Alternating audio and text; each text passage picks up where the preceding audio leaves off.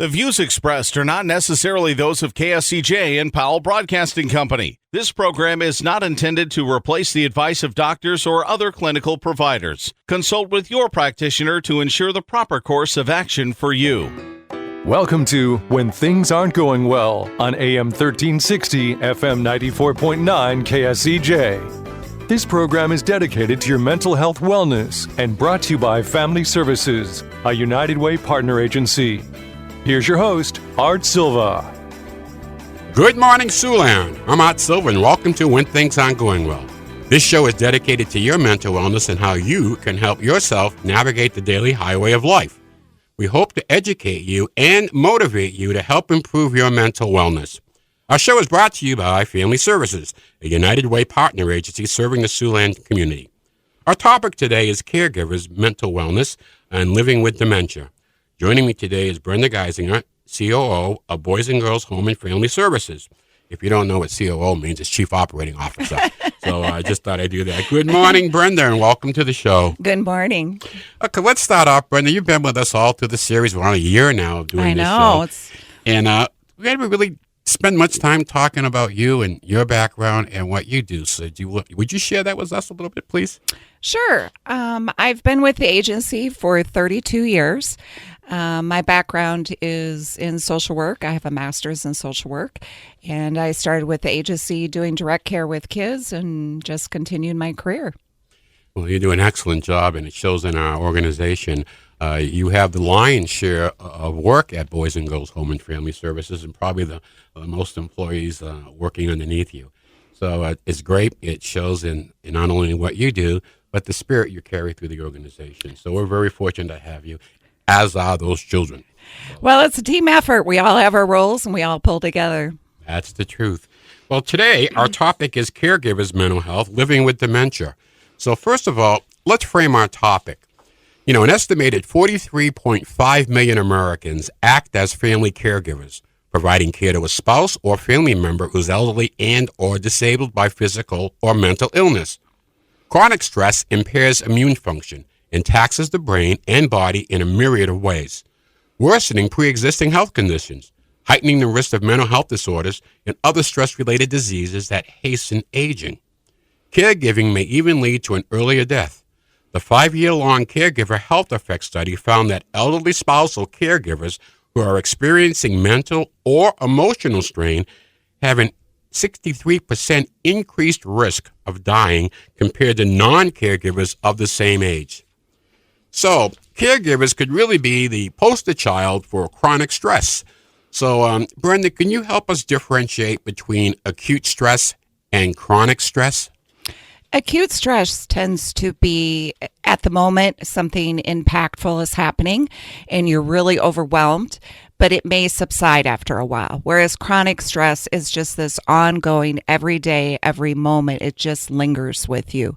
It can be due to your job or a family situation, or it can be because you're a caregiver and you're just exhausted, but every day, throughout the day, you're just ongoing. And then when you go to sleep, you don't sleep well because your body isn't resting, your mind isn't letting it go, and it just lingers with you. When can a person start to determine between acute stress and chronic stress? Is there a timetable when if something doesn't go away, you might want to get help? I don't know if there's a set timetable. It's different for every person. But when you know, I just can't shake this. I'm constantly exhausted. I'm overwhelmed. I am short on my temper or I'm moody. You may say, time out. I need to get some help here and talk to someone or find some resources for myself. And even with acute stress, you may have that. But chronic stress just goes on, and it just doesn't seem to alleviate itself. So at this time of year, with the holiday season and the pressures that come along with everyday normal life, we could see a lot of acute stress out there, but it should go away. And maybe that's a good reason to get back into some good mental wellness programs starting in January to combat any effects from the holiday season. But it's a tough time of year. And when you think about caregivers who are constantly in some type of stress mode, we talked about on the show previously having a routine. And you mentioned just now the sleep routine. And with caregivers, that's probably the number one thing that's upset is the sleep routine. Absolutely. Your body needs those good hours of sleep. And if it's not there, your body just isn't resting and healing and doing what it needs to do to rejuvenate for the next day. And so having that routine and knowing you need a moment for yourself, especially when you're a caregiver, can be difficult to find, but you have to find those moments. I'm Silva, and you're listening to When Things Aren't Going Well. And with me today from Family Services is Brenda Geisinger, and we are discussing caregivers and mental wellness. We're talking acute stress, and we're talking about chronic stress. And, caregivers are, we have dementia, but there's a lot of other ways caregivers come into play. Sometimes it can be for a short period of time. It could be a broken bone or a surgery that gets better. Yes. But when it goes on and on for a while, it changes a lot of routines that the caregivers providing help and service for. So I think a part of that your also. thoughts. I think a part of that also is when you're a caregiver for someone who has a chronic illness, and that illness, isn't going to go away. It just becomes exhausting. And when you just maybe think you have the routine down, things are going okay, then all of a sudden things start going bad again. And you have to readjust. And there just doesn't seem to be an end in sight. And the caregiver may feel like, I can't do this, or they might get angry at the person they're taking care of, I'm just so exhausted, why can't you give me a break?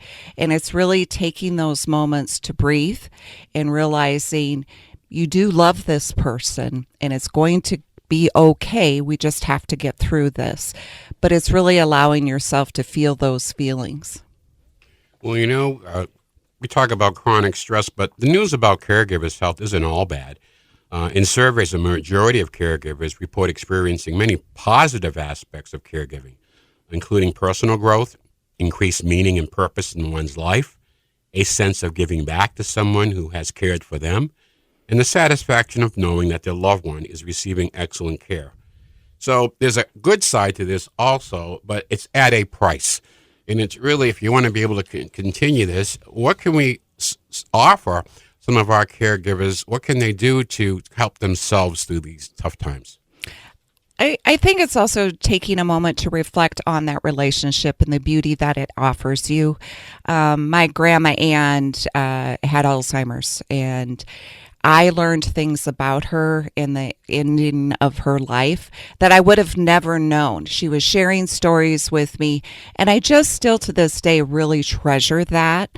And it's just taking a moment to say, I am connecting with this person in a different way, but it's also very beautiful.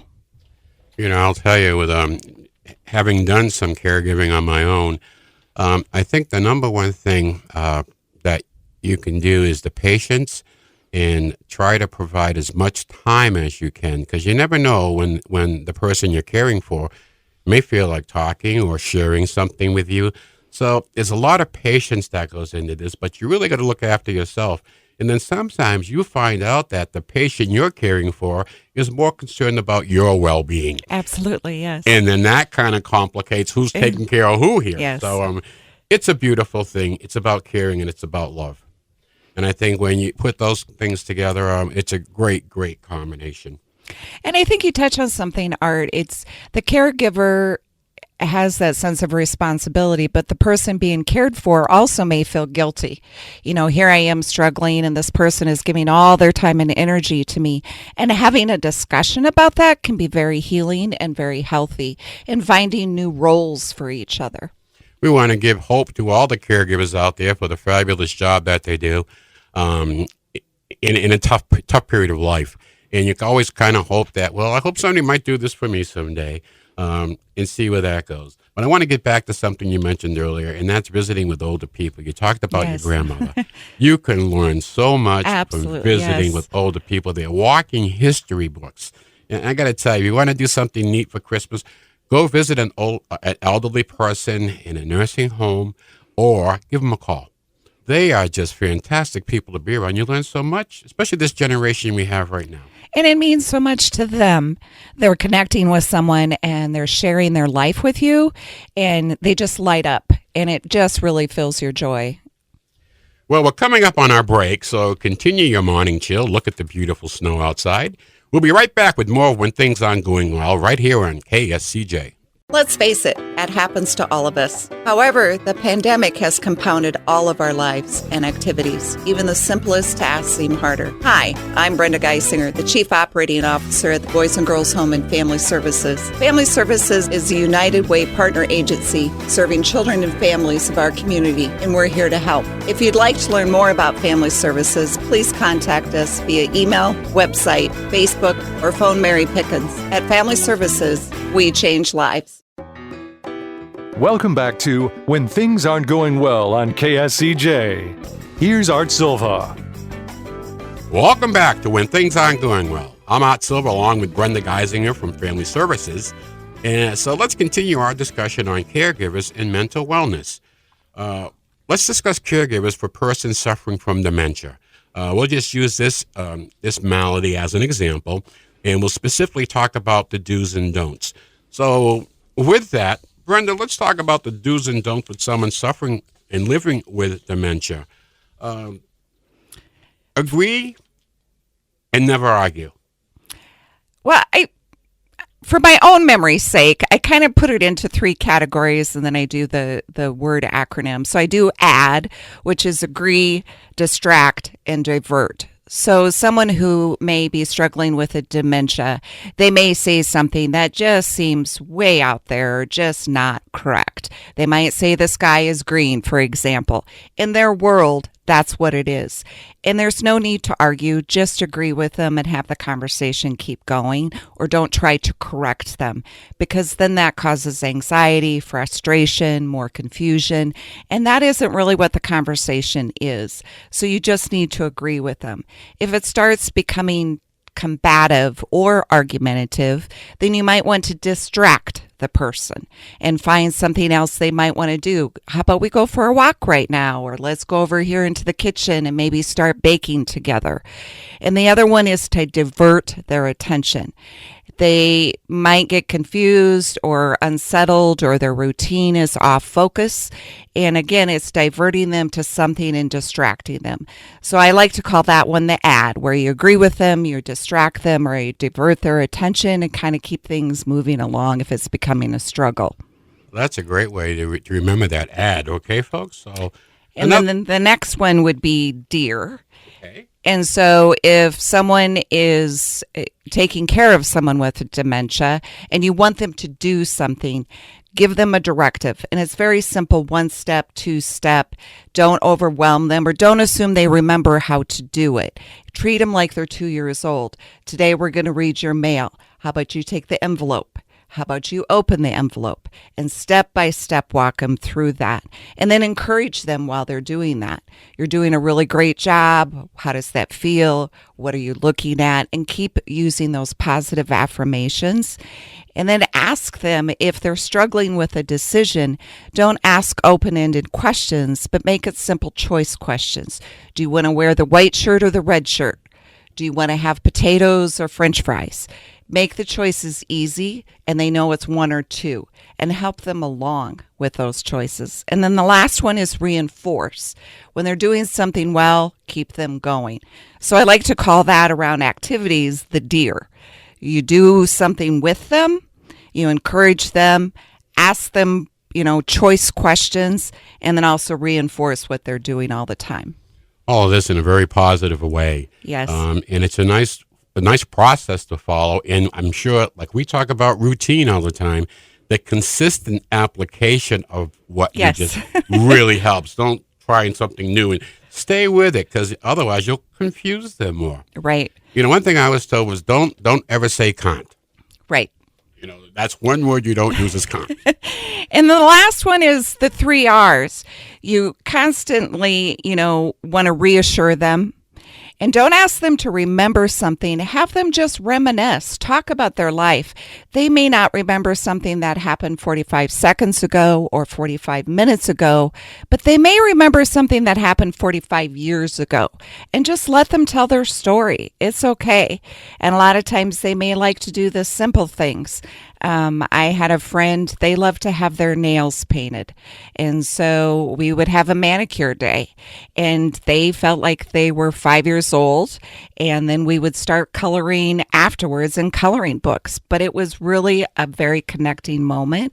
So doing the 3 R's of letting them reminisce about their life and then reassuring them all the time, regardless of what's going on, and just constantly repeat things, doing that routine and getting them in a set rhythm. You know, one thing also that I remember is don't correct. Absolutely. Just let them be, and that's okay. And that goes along with that agree thing, whatever they're saying. You know, I love it what you said it, Brenda, because we have to get into their space. They may see things that we don't see, but it's still their reality. That's right. And as soon as we can get to that level, it makes it an awful lot easier to understand what you're trying to accomplish and exactly what you're working with. The downside of that, I find, is if you're making progress as a caregiver, you always hope, and it's not the case, that the patient is getting better. So you've got to find a way to keep your spirits up. Find that. Where do you get that kind of caregiver support? Where would you look for that? I think it helps to talk and then also recognize you're going through a grieving process. The person you knew is changing, and you have to define what is the new relationship going to be. And for me, like I mentioned earlier with my grandmother, is finding new things about them. It was a new journey, and it's okay. I had a friend, their father had dementia and Alzheimer's, and they really loved animals. So she decided to buy them stuffed dogs, and they would take the stuffed dogs for a walk. But it was a way to connect with their past relationship and then building a new relationship together. And that's really, it's a journey, but it's also a grieving process. You're losing someone as you knew them, and it's time to get them to know them again and be patient with that. You always hope that you're making improvements and that you're helping. And you know what? You are. Absolutely. You're making every day the best that it can. It may not come to the outcome you'd like, but it's all about one day at a time. I know that's a cliche, but it couldn't be more true. Every day is just a good day, or make it the best day you can for that individual. And as a caregiver, finding that little special moment you had during the day or during that hour, if they remember your name, you just feel like, oh my goodness, they remembered my name today. And there may be times where they don't remember your name, but they remember your face, and they remember the love you're giving them and the support. And just hanging on to those moments can make all the difference. And of course, we notice their personality changes too. And I think that's all part of the understanding of what they're looking at, the reality of their situation. And it's okay. It's okay for days when they may be short with you. It's okay when days they just don't want to have you around, or you're an inconvenience. Don't take that personally. They have really tough days that they don't share everything. Right. I find that as a caregiver, you're not going to hear everything from them. So you kind of have to just get into that routine and stick with it. I think the other thing that's really important as a caregiver, it's okay to say, I can't do this anymore, and ask for assistance for others to come into the home, or you have to look for another option for where they can live so they can be taken care of.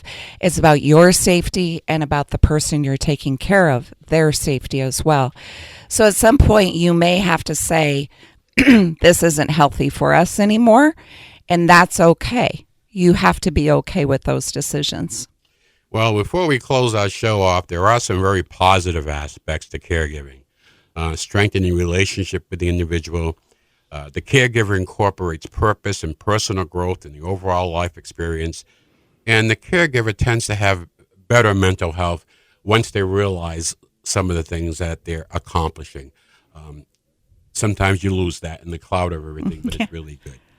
We're coming up on the end of our show for this week, and we want to leave you with a little humor for your mental wellness. It's good for the soul. So, here we go. He was a guitarist, and he played many, many gigs. and he was recently asked by a funeral director to play at a graveside service for a homeless man. He had no family or friends, so the service was to be at the Pauper Cemetery in the back country. Well, the guitarist was not familiar with the back country, so he just started driving around, and he saw a group of men around the hole digging. He looked in, and he said, well, this must be the spot. So he went. He felt badly. He apologized to the men for being late. I went to the side of the grave and looked down, and the vault lid was already in place, so I didn't know what else to do, so I started to play. The workers put down their lunches and began to gather around. I played my heart out and soul for this man with no family and friends. I played like I'd never played before for this homeless man. And as I played Amazing Grace, the workers began to weep. They wept. I wept. We all wept together. When I finished, I packed up my guitar and I started for my car. Though my head was hung low, my heart was full. As I opened the door to my car, I heard one of the workers say, I've never seen something like that before. I've been putting in septic tanks for 20 years. Well, I'll leave you with that. And I want to thank you, Brenda, for joining us today and sharing your expertise. Also, thanks to our listening audience. A shout out to Fitz Grant and the Sanford Center. Support their Rudy Navarrete Taco Bonanza fundraiser. It's today starting at noon on 6000 Morningside Avenue, the Bible School Gym. Tickets are only $10 for a good cause. Also, a major shout out to Corey Westra. And a great job for the recent tournament we had in town. And finally, a shout out to all the caregivers. Peace be with you this Christmas. We'll be back next Saturday morning at 7 right here on 1360 AM, 94.9 FM KSCJ, and we'll distribute our Family Services Christmas Mental Wellness Gifts for the Siouxland community. Don't forget to do your homework this week. Go out and have a good laugh. It's good for the soul. Have a great week, and may the sun shine on you. Happy trails to you until we meet again. Happy trails to you. Keep smiling until then. Happy trails to you till we meet again.